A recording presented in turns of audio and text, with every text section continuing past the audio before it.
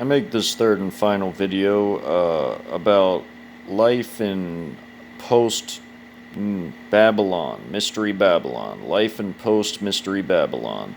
What will you need to do to survive what's coming? Well, uh, what you can do right now is make your preps, get your food together, get your defensive tools together, and get your normal tools together that you'll need to farm, fish, hunt, protect yourself, so on and so forth. Your food that you'll need to get you by at a bare minimum, at a complete bare minimum of at least 3 to 4 months. I mean, you know, I have reason to suspect that that's what you would need. Um, Not the least of which being that most people won't survive. And part of it, the most important part, is spiritual preparation. You have to learn to make your final spiritual preps because the reason for that is that many Americans are not gonna make it past the spring. I really don't think so. I just don't see it. I don't see very many people surviving the end of the year, let alone next spring. But, hey, I could be wrong, but I don't think I am. I really don't.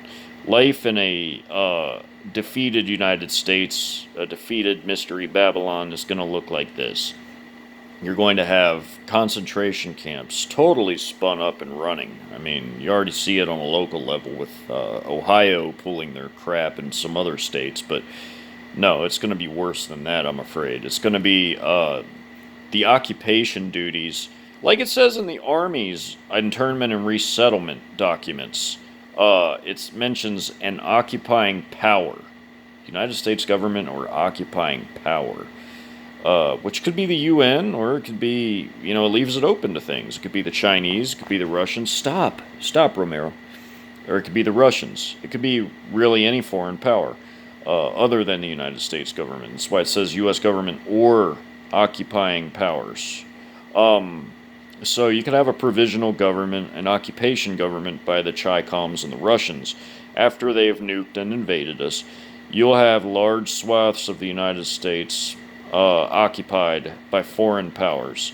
And they will be totally diminishing these areas of all their resources because they'll see it as forcing the United States to pay its debt. It'll be like a giant repo program.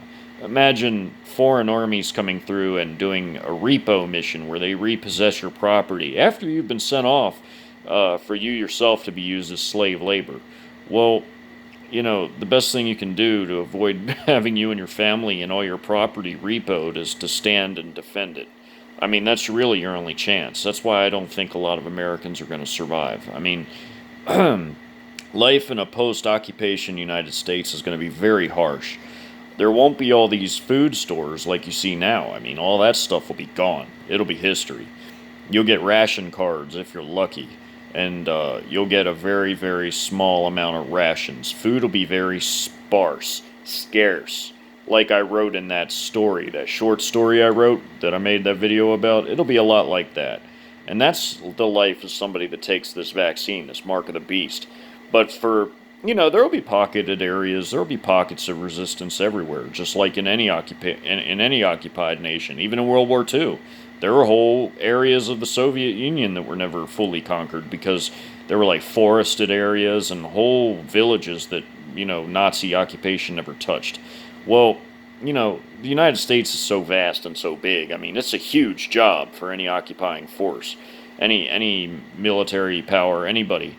They're not going to be able to just whimsically come in and just say they own the place. It's not going to work that easy. I mean, it's going to take years and years of fighting.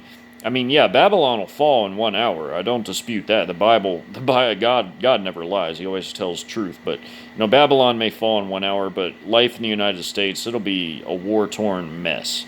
And George Washington's prophecy, he talks about how this goes on for a period of 7 years. Well, what else do we know is 7 years? Tribulation. I just thought I'd put that out there. Keep all these things in mind. Be blessed. May Yeshua bless and keep you forever and ever. Amen.